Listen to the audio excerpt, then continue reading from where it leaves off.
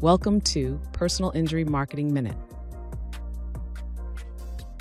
Welcome to the Personal Injury Marketing Minute, where we quickly cover the hot topics in the legal marketing world. I'm your host, Lindsey Busfield, the Vice President and Partner over at OptimizemyFirm. Today, I'm joined by Carrie Kobe White, the CEO of Carrie James. Carrie works with law firms around the country on intake, marketing, and growth systems, and she's developed a framework she calls the 5 T's of intake, which will be the topic of her upcoming PILMA presentation. In today's Spotlight on PILMA series, we're talking about how vital it is to have your intake in order and why law firms lose cases when intake isn't designed to convert. Thank you so much for joining us today, Carrie. I'm so happy to have you here. I'm thrilled to be here. That was quite the tee up. Nicely done there. Well, thank you so much. Thank you. But tell us a little bit more about yourself. I know that you're an author, you have a business, you work with attorneys. Tell us everything. Very busy. Yes, very busy indeed. Like you, cut my teeth rather in marketing, where I was constantly stressed by the immense responsibility that comes with stewarding someone's very large marketing investment. And so because of that, I really doubled down on intake because I wanted to ensure that my clients weren't just getting clicks and calls, but that my clients were getting clients. And so what I talked about endlessly is that clicks aren't clients. And the only way that we can really optimize that marketing budget is to solve for any of the intake issues that result in lead leak, or even more importantly, client leak. We want to make sure that those qualified leads are converted. So focusing on intake is one of the most important things to do when you're making that marketing investment. So before anybody wants to talk about marketing with me, I make them talk about intake, because the last thing I want to do is turn on volume in a firm that isn't ready and ends up losing money on that marketing spend. Because that's such a stressful exercise in futility where you can spend thousands, if not millions of dollars in marketing, getting all these leads coming to the door. And then you look at your spreadsheet at the end of the day, and it's like, why don't I have any more clients coming in? Well, if It you have an intake team that is failing, whether it's in-house or virtual, or however it is that your intake is set up, if it's not converting, all that money is wasted. And it's what's worse is your reputation could be at stake if somebody's first impression of your firm is negative. And then they're going to go and tell everybody, this firm didn't care about my case. They're cold. They are not doing their job well. So it is so important to get intake set up first. And I yeah. think the first thing that we need to talk about with this is, what should attorneys be using as they evaluate the success of their intake team, and what metrics, what KPIs should they be looking at to make sure that their intake is running smoothly? Sure. Well, it's so interesting. Attorneys have gotten so much better over the last decade, and certainly since COVID, especially, at really knowing their numbers. And so, if we look back a decade ago, I was always talking to attorneys about their data, their data, their data, and I get some of those blank stares, like not really quite so sure what I was talking about. And we've come so far. I do believe that attorneys have become far more data driven than they were before COVID. And they do know that they are tracking the KPIs that really are going to move the needle in their business. Before that, I'd have someone who says, we get, 700 phone calls a month. And I don't know how many of those are leads, because we don't put them all in the system unless they're qualified. And so, it just became so wishy-washy. Nobody could tell me conclusively what they were spending, what they were generating, what they were converting, and what their ROI was, which that is the most important metric of all, is what are we spending and what are we getting for it? Because if that ROI is not really, as Ken over at PILMA would say, really at that 6x, if we're not getting to that 6x, then that marketing investment is creating a lot of work, but not necessarily a lot of profit. So in terms of the KPIs that I consider the absolute most important, the North Star, of course, is the lead to qualified lead conversion. So we want to know, how many leads did we generate? How many of those leads were qualified, and how many of those qualified leads converted? Now, that's just 3 tiny little data points that to me tell an awful lot of the story, that can help you identify where you need improvements. Because if you tell me we got 100 leads and we signed 20 cases, that doesn't actually mean anything to me because I don't know if you had 80 qualified leads or 20 qualified leads. You may have the best intake team or the worst intake team, and I can't tell from those two metrics alone. So the most important thing to know is what percentage of your leads are qualified. So in most marketing firms, that's going to be in that 20 to 40% range. If you're focused largely on referral-based business, you're going to see that much, much higher. And then, of course, what percent of the qualified leads are you converting? Because we can't convert an unqualified lead. So Right. there's no sense in measuring against that. So if you tell me we had 20 qualified leads and signed 19, now you're looking at a 95% conversion of qualified leads, and you get my big shiny star stamp of approval on that one. So qualified lead conversion is where we need to focus. And if your lead quality is really poor, then we want to focus on the marketing side of things. And if your qualified conversion is poor, then we need to focus on intake a lot. Then that's so true because all of these different numbers mean something and are actionable in some way. And so you're right. If those leads coming in are not quality, then you need to be evaluating where are you getting these leads from? What is your marketing team doing that is generating the most qualified leads versus the least Right. and And you figure need to out. have that information very, very accessible. When I talk about folks where they are on their data journey, there are folks who are like, I've got tons of data, but it takes me a long time to wrangle it. Like where I have to go to get it. I've got to go check how many calls here and then talk to the team about how many of those were leads and then check in the system whether or not they were qualified. So we want to streamline that process and make sure that it's clear that I can look at that any which way. And I'll give you an example. I was just before we got on today looking at one of my clients' data, and all month the numbers have been good. Like the tippy top numbers, which are, lead volume is steady. And this is a long-term client of mine, steady as Sears. I mean, we got this thing operating like a coin operated machine. But then all of a sudden this month something changed dramatically with the number of signups. And so I have to go and do a deeper dive and say, okay, do we have a lead quality or a qualified conversion issue? And where that data points me is important to making any of the corrections that we need to make. So we want to have data that is, another one of my little ditties here, centralized, visualized, analyzed, and mobilized. So we need to get the data layered on top of itself, meaning marketing data on top of intake data on top of institutional data. So we know what we're talking about.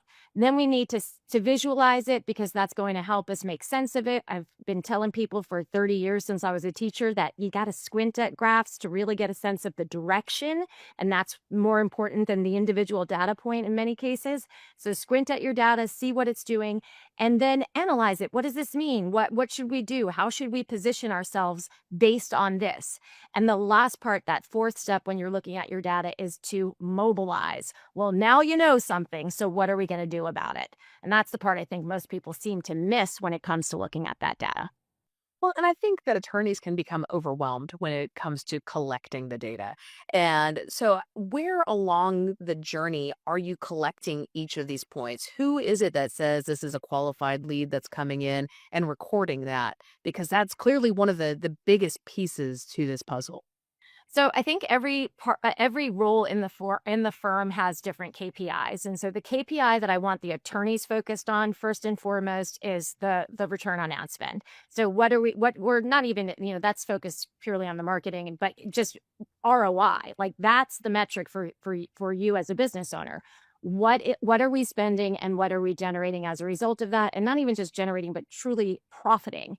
Profit versus revenue. You've got lots of $1 million companies out there that aren't profiting $1 million. Right. They're You're invoicing. generating it, but it's They're not going to generating, anybody's but they're pocket. not turning it into profit. So I want the attorney focused first and foremost on profits. And then from there, the attorney should be focused on return on investment for that marketing investment and case costs. Because I want to know if we've gotten to the point where, like I said, we're operating like a coin operated machine and we have a very favorable case acquisition cost, well, then I want to ramp that up. Okay. So now the attorney can say, all right, based on the data that I see here, I want to invest this much because I feel like we have room there. Great. The manager of the intake department has other KPIs. They've got to get much more granular. They need to know, okay, so the attorney is satisfied with the case acquisition costs and is looking to invest more. Therefore, I need to look at my team availability. Do I have bandwidth for more? Do I have somebody ready to catch the phone the next ring that comes? So they're looking at share of the workload, speed to lead. How quickly are these calls being answered? Are we missing calls, God forbid? How long are leads sitting in our pipeline? How effective is the team on the call? Are we getting more than 80% of those calls closed on the first call? That one call could close is really important to me. So the intake supervisor is getting much more in the weeds. Then I've got the marketing individual who, they may have one or two channels that any marketing person is managing that they have to be super focused on. So while collectively as a firm, the attorney is focused on the case acquisition at large, the marketing team has to be focused on those individual campaigns. And so every group within the system has their own KPIs.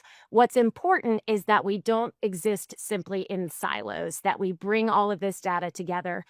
One of the, you mentioned the 5T. Let's touch on that real quick because we haven't even gotten there. But the 5T is the team who's going to be responsible for this, the tools, what tools do they need to do their job best, tactics, what tactics will they employ to hit their targets, which is the next T, and tracking toward those targets. Okay, so the team, the tools, the tactics, the targets, and the tracking. So now if we have everybody with their own KPIs, we need to bring them together and make sure that we're looking across these departments. So when I've got an intake team that is really well defined, they know their role, they're also meeting with marketing, and marketing, it has to have what this feedback loop, what we call our system loop, is this constant feedback between marketing and intake so that the campaigns improve by virtue of the results within the intake department. And then of course everybody's pointing upline to the partner, to the attorney, who is ultimately responsible for ensuring the success of this organization. Absolutely. And so much of this is that team and that team mentality. And one of the biggest parts of the team are the intake members. So what mistakes are you seeing along the way when you're looking at either the intake team, whether they're in-house or virtual? What issues are you regularly seeing come up that are costing those cases and not converting the Yeah. qualified leads into cases? So the single biggest threat to intake departments is not getting the lead in the Yeah. first place. So we want to, not unlike the data, we also want to make sure that all of the leads are centralized. We can't have leads going into inboxes and onto spreadsheets and sent via email. We need to make sure that all the leads are coming into a unified system where they are being managed. If we go back over the last, 5 to 10 years, 10 years ago, nobody was using a lead management system. We've gotten, I'd say, about 50% of firms using a lead management system, and there's still room for folks to increase their buy-in to that technology. Once we have a lead, the second biggest risk second to missing a lead is being too slow to respond to a lead. People are very, very fickle. If we don't respond to an inquiry immediately, chances of getting that person on the phone diminish, and they've already moved on in all likelihood. So we want to make sure that we are engaging leads quickly, and that's another KPI that I track very closely. What percentage of our leads are truly engaged? So we've got leads, engaged leads, qualified leads, and signed clients. So my unresponsive leads, the ones that we never actually communicate with, they should be less than 2%. And I think that's being very generous. The next part is certainly the call handling itself. So how are these individuals when they pick up the phone? Are they meeting the moment? And I hate to say it because, we've been working on all of these tactics for a long time. It's hard to meet the client's needs if you're busy doing an intake. And what I mean by that is somebody who called your law firm did not call to complete an intake. They called for a free case evaluation. They called because they have a question. They called because they're not sure if they have a case. And our duty in that moment is to meet their needs before meeting ours. So we need to realign what intake actually means. It means meeting the needs of a client and leading them to the natural conclusion that we should indeed do an intake. Well, why don't we get this thing started right here and now? So those are just a few of the problems between actually generating this lead and signing a client. So a lot can go wrong along the way. The other thing, we were talking about these people, these defined roles. Everything is so integrated and connected between our campaigns and phone systems and lead delivery. One of the things the team has to be doing to ensure that there's no lead loss is making sure these things are always operating, that forms don't break, phone numbers don't get spammed. Yeah, there's a lot that needs to be constantly tested to ensure that it's working and that we're not losing leads in any way. So at least on a monthly basis, I mean, imagining a month could possibly go by without spotting things makes me insane. But at a minimum, on a monthly basis, you're testing your chatbot, testing your forms, testing your surveys, testing your downloads, testing your phone numbers. I mean, things can and do go wrong, which is why that daily stand up where you just say how many leads you got, how many of those leads were engaged, how many of those engaged leads were qualified, and how many of those qualified leads were signed. You're going to notice very quickly if everybody says 3 or 4 every single day and all of a sudden they say 1, we should be raising a flag at that moment to say we need to investigate a bit. And that's what all this data is ultimately doing. It's helping us act before we lose any of the traction that we hopefully have generated in marketing. Well, and there are two common themes that I'm seeing come up again and again as we talk through this. And one is urgency, because everybody who is calling this law firm is having one of the worst days of their lives. And It's one of my the foundations of intake. Nobody calls a law firm on because they're having a good day. exactly. Nobody's like, man, I just had this great sandwich. Let me tell you about it. Right. No, they're calling New because they're hurting. And it's either, they are physically in pain or one of their family members really needs your help or has passed. Something's gone wrong. Something's gone Something horribly has wrong. gone wrong, and you And are the first responder. and you're the first responder and they need your help now. And Mhm. so they're not going to go through a phone tree. They're not going to sit and wait around for somebody to call them back. They're going to pick up the phone and call someone who's available now. Yeah.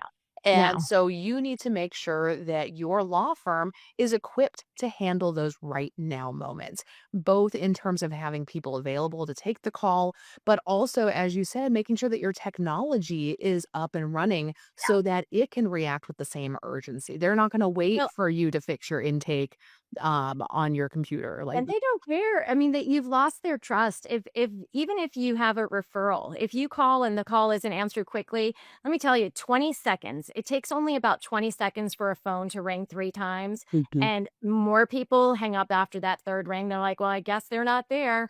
And they move on. And I can tell you, I had a personal experience that after all these years of preaching about never missing a call, never missing a call, they move on, blah, blah, blah. Well, one day I had this urgent need. We had a puppy, and the puppy was now a dog, but the neighbors also got puppies. And so my dog was wandering, and that terrible feeling as a neighbor when your neighbor says, you guys ever considered an electric fence? Oh, Broke my heart. So I come inside. I'm like, oh my gosh, we need an electric fence. I now know an electric fence is about a $3,000 investment for a property my size. And so I Googled electric fence in near me, and I called the first one that came up. yeah. Got voicemail. Didn't even bother leaving a message, moved on. Second one, got voicemail. Didn't bother leaving a message, moved on. Third one, didn't answer. I got an immediate text message that let me know I'm sorry I missed your call. I will call you right back. I'm like, okay, this one might be listening to my intake lessons.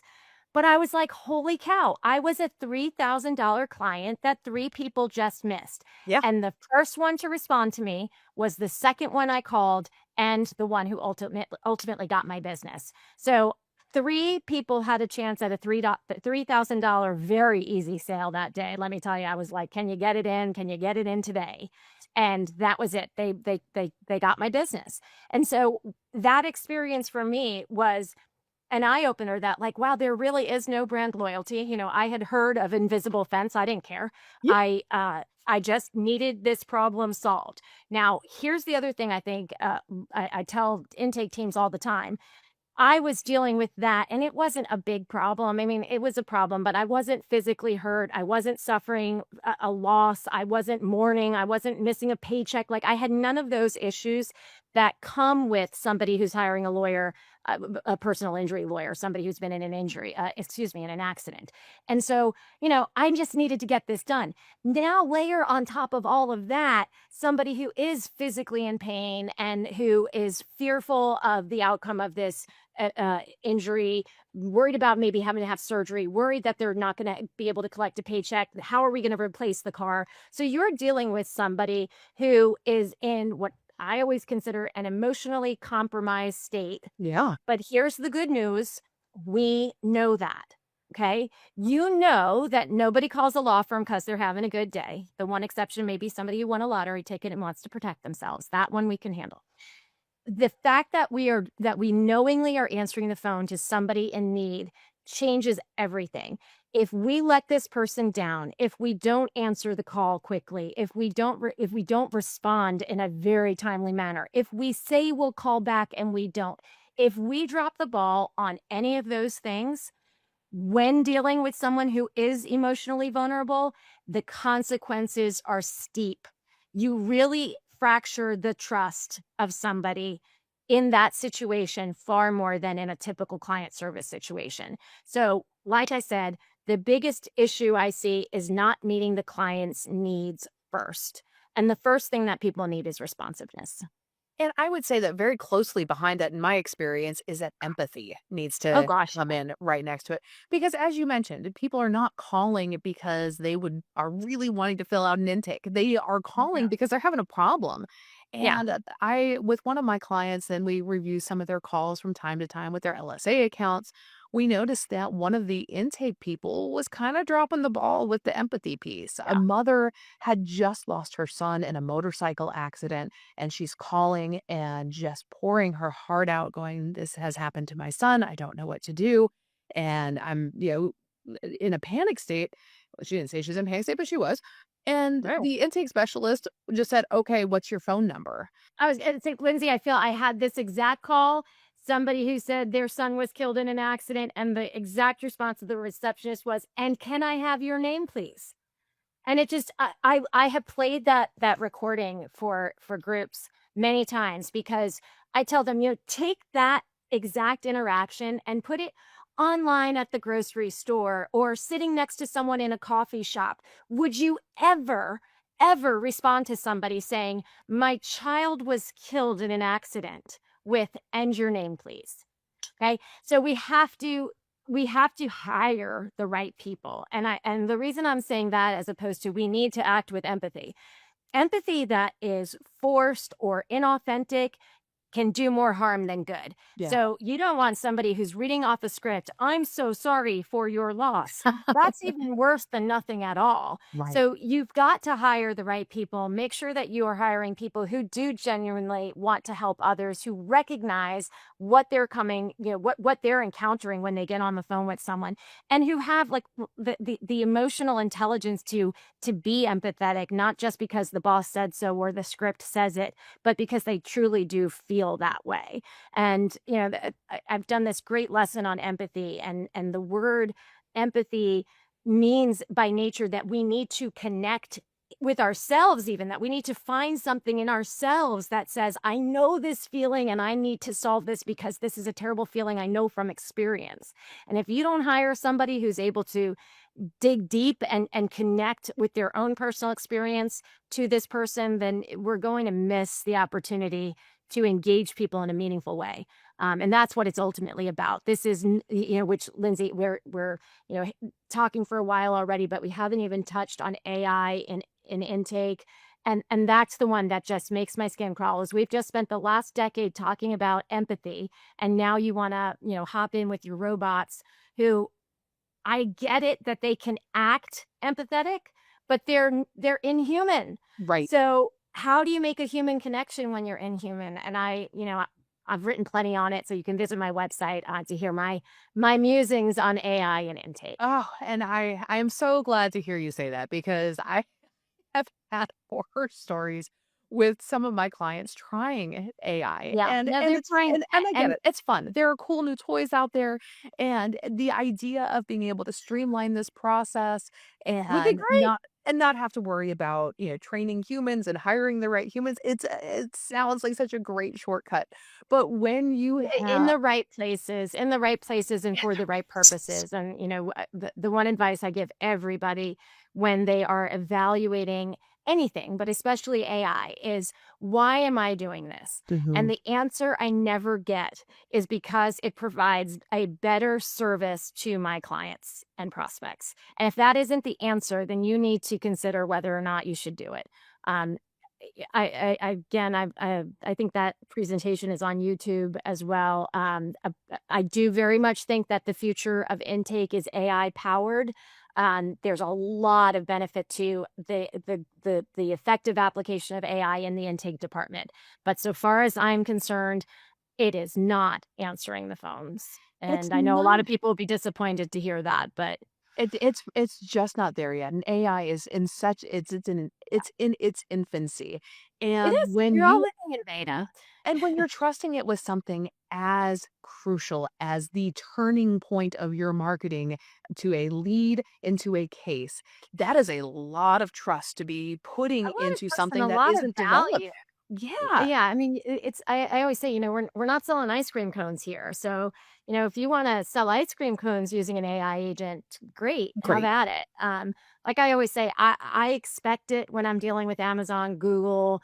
Uh, I get it. Like that's just gonna that's the future. But we have one of the industry's highest cost verticals because of the value of every lead. Yes. And I would not hand that off to AI if I were you. No, and And I I've think the seen some people nightmares who, with it where yeah, I oh, have clients who have lost thousands of dollars in cases because mm, somebody recognized that it was an AI agent and they and don't hung like up. it. They don't like it. And that's, well, so Lindsay, I did a presentation for NTL a couple months ago about AI and intake. And they found this provider found that uh, if they didn't announce that it was AI, uh, there was a 70% greater uh, follow through, 70% greater completion rate. And so hands down, people were willing to do it if they didn't know. And I think that that is a real question of transparency and trust in a relationship, that you're trying to build not just something transactional, solve this problem, buy this ice cream cone, but somebody who you are going to have a long-term relationship with, become a referral partner, all the things that are supposed to happen after that after that phone call. So I then think you have to have another moment with yourself asking the very important question of, what do we value here? And at the end of the day, this is a service-based business. And if you're not saying, because it serves my clients and prospects better, and that may be the answer when it comes to different languages, when it comes to the middle of the night, when it comes to staffing challenges, that may be the answer. But I've yet to have one attorney give that answer to me. Right. And yeah, nobody is saying because my client wants this. My client would rather talk to a robot. And that may come, I hate to say, but Yeah, well, and how many times have we been on a phone tree and we're like screaming into our phone, representative, representative? Well, your prospective clients aren't going to do that. They're going to hang up and call someone that they can talk to. and the reputational risk is increased. Yes. The idea of communicating with a chatbot, we still see fantastic completion rates on chatbots. When the data shows that when we transition from chat to voice, the expectation and therefore the stakes are much higher. So if you piss somebody off in that setting, the consequences are more significant. And it's just, it's hard to come back from that. If you get someone who's like, well, your person told me blah, blah, blah, blah, and you have to start making excuses for your robots, it's going to be tough to come back from that. So I just, again, ask yourself, why are we doing this? And there are some good reasons, and I get it, cost and staffing and all those things. There are some applicable use cases that I can get behind. Generally replacing your intake team with robots, we're not there yet. No. And the interesting thing you said, I've been saying for years now, we're living in beta. I got a phone call this morning from an AI company that I tested with one of my clients probably about 6 months ago. And this representative called in and said, Carrie, I know you stopped using the service. I just wanted to see if you found anything. And I said, you know what, Ryan, we haven't, because quite frankly, nothing met our standards. And he said, well, you know what? We didn't either. And he said, but we've come a long way since then. And look, there's a rush to market with any technology. And so I think a lot of people came out of the gate, but let's have this conversation 6, 18, 24 months from now. We may be feeling very different than we do now, but at this moment in time, I'm not ready to hand it off, and I don't think you should be either. Well, and I think that it can be scaffolded. And so I have a vision for how AI and intake can work together, where if you have AI as not just recording the phone call, and giving the notes back on it, but Mhm. being able to prompt questions that your AI or that Yes, your I love intake that. agent might be able to use. And I know that they're Right, using or that for here's how to depositions handle now. this objection, and make sure you don't forget to do this. There are going to be great use cases, Yeah. and how wonderful that we're still in the infancy, because we've got time ahead of us, which is both scary and exciting. Right. And there are some great technologies out there. And I know that we talked a little bit in the beginning about making sure that you have a lead capture system. That way things aren't getting missed. And AI can be integrated into that in some really positive ways. And so I know we're running out of time here, but I would love to hear more on any tools that you do recommend, especially for capturing leads and making sure that those are converting. So I mentioned Loop. Loop is the system that I built as an intake manager, running the marketing as well. So um, I like to use what we call smart marketing. And Love if it. you have an intelligent intake system that is actually leveraging AI and communicating with your campaigns, you can actually drive better results from your campaigns. So in addition to solving the issues of intake, Loop is also improving your marketing by virtue of using it, which is just incredible. So I'm still a huge fan of that. And like I said, while I don't believe intake is being replaced by AI, intake is certainly AI powered. And by that, I mean, I want all the listening technology baked in, because I want to be able to review the calls that really require my attention. I want to make sure that I'm finding all those teachable moments from my weekly trainings. I want to make sure that I'm giving my team great feedback, because I still am very much wed to the idea of using humans. And so AI tools are listening tools in particular are where I really want intake teams focused on AI application. And then with both those, I want to make sure that we're getting accurate data. And so I build the dashboards into all of this as well, so that every level from the marketing to the intake to the attorney, they're looking at those KPIs that we consider the most important. How many leads were engaged, i.e. not unresponsive, how many engaged leads were qualified, how many qualified leads were signed, how much was our cost per acquisition, and what is the ROI. So if everyone has the data, the management system, we're creating this very tight feedback loop, which is going to help us drive better results. So in the end, to kind of put a bow on all this for you, Lindsey, good intake, okay? Because everybody has intake, but not everybody has good intake. Good intake boils down to 3 critical things. You need to have a fantastic process, and where AI is in use and what phone systems, you got to get into all of the weeds on that, but you need a good process. Number 2, you need quality call handling by trained humans. Okay. That's my opinion. And number 3, you need dedicated management who's going to oversee all of this, hold the people accountable, test the forms, ring the phones, track the data. All of that combined is going to result in really good intake. And those are absolutely definitely the 3 pillars that everybody should be focusing on. Spend some time with it, have some conversations about it.